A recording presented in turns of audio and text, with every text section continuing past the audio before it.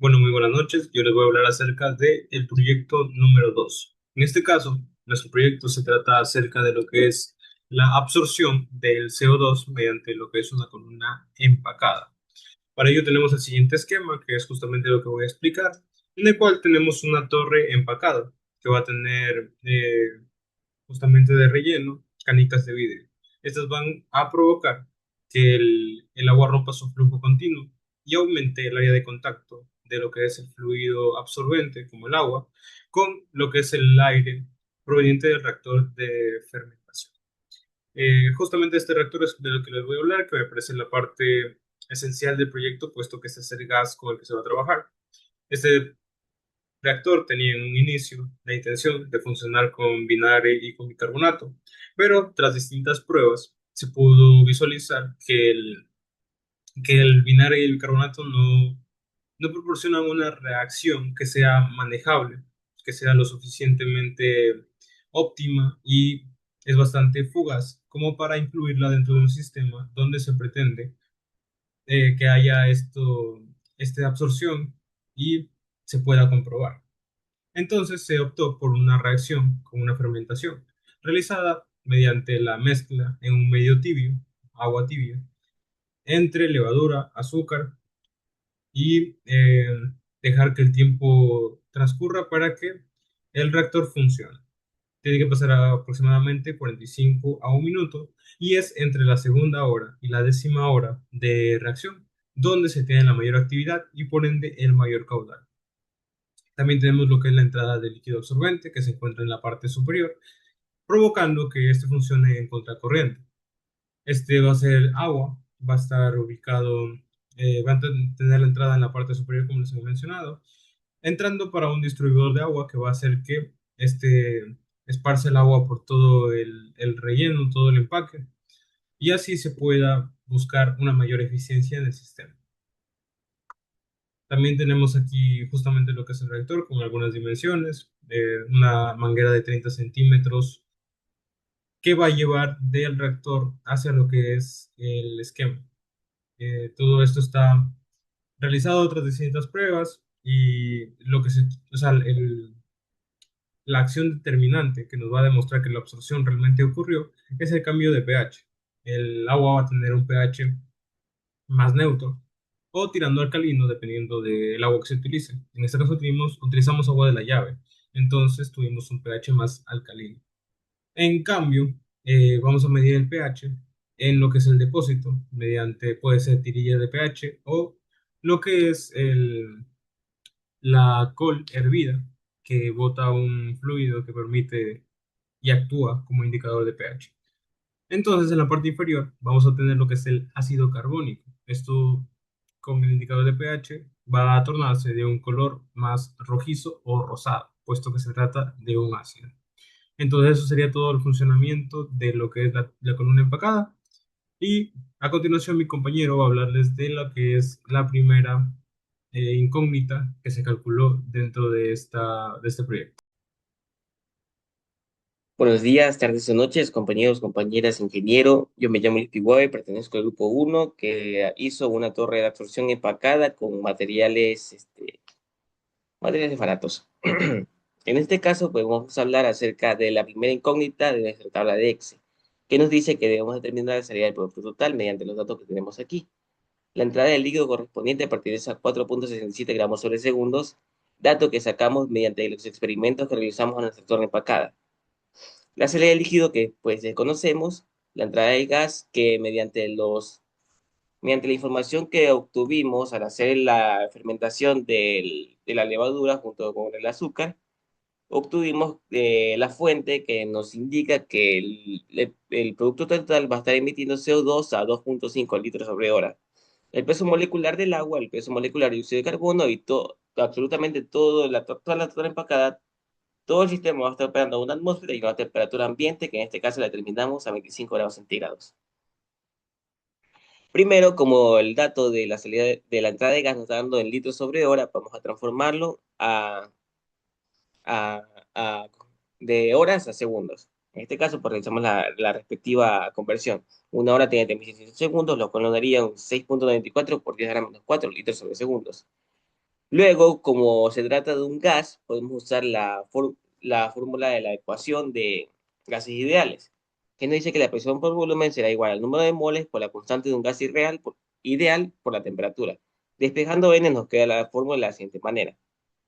Así, pues reemplazando los datos, obtendríamos una atmósfera, que es la presión a la que está sometida el sistema, 6,94, que es lo que calculamos anteriormente, y una temperatura de 25 grados, que la podemos transformar a grados Kelvin. En el caso de la constante R, pues veremos allá la constante que más se ajusta a nuestro sistema. Por tanto, escogeremos a 0,082057, que se ajusta más a lo que tenemos de datos. Atmósferas, litros, mol sobre Kelvin. Una vez tenemos esto, pues reemplazamos, simplificamos las atmósferas, simplificamos los litros, simplificamos los kelvins, y obtendríamos un resultado de 2,84 por 10 a la menos 5 moles sobre segundos, que es lo que emitiría el gas. Bueno, en la fermentación en sí. Puesto que necesitamos la entrada de gas, pues podemos simplificar los números de moles por el peso molecular de este. Para simplificar los moles y que nos quede el resultado en gramos sobre segundos, que en este caso sería 1,25 por 10 a la menos 3. Ahora procedemos a cambiar los datos que tenemos para nuestra empacadora. Como vemos, en la entrada de gas, pues tenemos el resultado de 1,25 por 10 a menos 3 grados sobre segundos. En la entrada de líquidos tenemos un total de 4,67 gramos sobre segundos. En la salida de gas, pues no la desconocemos, y la salida de líquido, pues también la desconocemos. Como verá, aquí está nuestro respectivo balance de materia con sus datos ya establecidos, que sería la entrada de gas más la entrada de gas, perdón, la entrada de líquido más la entrada de gas es igual a la salida del líquido más la salida del gas. Y reemplazamos los datos que tenemos y nos quedaría que, tal que así, con las incógnitas de la salida del líquido y la salida del gas. Ya que nuestro objetivo es hallar el producto total del agua carbonatada que va sobre salir de la torre, usaremos un dato que nuestro ejercicio nos promueve. Cabe recalcar que hicimos los cálculos, no los cálculos correspondientes, hicimos la experimentación correspondiente, dándonos un resultado curioso, ya que el mismo caudal que entra del agua sale lo mismo, es decir, el líquido es igual al producto, lo cual nos indica que el gas que se emite es una cantidad muy ínfima, tal y como vimos en nuestros cálculos. Podría despreciarse, pero en este caso no lo vamos a hacer porque necesitamos los datos en sí para saber más específicamente cuánto de gas sale, cuánto líquido sale en sí. Para ello, vamos a asumir que nuestra torre de absorción empacada tiene una eficiencia del 30%. ¿Qué quiere decir esto? Que el gas se va a quedar, un 30% del gas se va a quedar en la torre empacada, mientras el 70% pues sale de esa torre. En este caso, pues ya tenemos los datos correspondientes, que sería 1,25 por 10 a la menos 3 por el 70% que sale de la torre, nos quedaría un 8,65 por 10 a la menos 4 gramos sobre segundos, definiéndolo así como la salida del gas. Una vez pues tenemos esto, pues podemos despejar la ecuación correspondiente para la salida del líquido. En este caso, pues quedaría la entrada del líquido más la entrada de gas menos la salida del gas. Reemplazando, tenemos un total de la salida del producto, 4,6704 gramos sobre segundos, coincidiendo así con las pruebas que hicimos anteriormente. Y eso sería todo por mi parte. Muchas gracias. Buenas noches. Para comenzar, tenemos una torre de relleno donde ocurre un proceso de absorción gas líquido. En las entradas tenemos líquido puro, que sería L2, por la parte superior con un caudal de 4,67 galones por segundo. Gas con CO2, que sería nuestra variable B1, por la parte inferior con 1,25 por 10 a la menos 3 galones dividido para segundos. En las salidas tenemos gas que no se absorbió, que sería el B2, por el tope con 8,75 por 10 a la menos 4 galones por segundo, y el líquido con el CO2 disuelto, que sería L1, por el fondo con 4,6704 galones dividido para segundo. Muy bien. Para esto de aquí tenemos lo que sería nuestro balance global y de componentes, que sería el balance general de materia. Nos dice que las entradas son iguales a la salida, es decir, L2 más B1 es igual a L1 más los por siguientes componentes. Para saber cuánto dióxido de carbono hay en la salida del líquido, aplicamos el balance por componente multiplicando cada caudal por la fracción másica de, de nuestro dióxido de carbono, que sería W. Muy bien, simplificamos la ecuación. Aquí aplicamos tres suposiciones condicionales reales del proceso para simplificar, que el agua entra, L2 es pura, así que su contenido de CO2 es cero, aquí como podemos ver. Por lo tanto, ese término se anula y la corriente de gas que entra, que sería B1, es CO2 en su totalidad, por lo que su fracción es 1, que es lo que sería W 1 elevado a la P1 es igual a 1. Y el gas de salida, que sería B2, también se considera CO2 puro, que sería BW2, B2 es igual a 1. Y a la finales de despeje y cálculo, como aquí podemos ver, sustituyendo ya los valores ya conocidos, y esto de aquí lo tenemos que multiplicar para 100 y obtendremos lo que sería 0,008 por ciento. Como condición, mediante el balance por componentes, determinamos que el producto líquido final, que sería L1, contiene una concentración de solo 0,08 de CO2 de dióxido de carbono disuelto en nuestro flujo, nuestro líquido absorbente. Gracias. Bueno, muy buenas noches a los cordiales. Yo haré continuación al ejercicio con lo que sería la incógnita número 3, la cual tiene como objeto de estudio determinar la fracción molar del dióxido de carbono que puede disolverse en agua. Bueno, para comenzar tenemos que utilizar la ley de Henry, eh, la cual tenemos una temperatura de 25 grados y una presión de una atmósfera. ¿Cuál la tenemos aquí? Bueno, tenemos que calcular lo que es la presión parcial del CO2, y el primer paso es determinar lo que es la presión parcial del dióxido de carbono mediante la ley de Dalton, la cual establece que la presión parcial de un componente es igual a su fracción molar multiplicada por la presión total del sistema.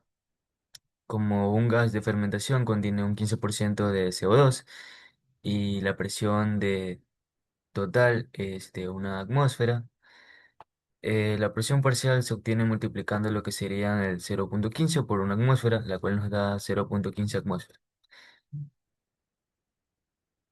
la cual tenemos como resultado aquí. Bueno, este resultado se ha utilizado en los siguientes cálculos, que tenemos que utilizar lo que es la ley de Henry, que establece que una temperatura constante, la cantidad de gas se disuelve en un líquido, es directamente proporcional a su presión parcial.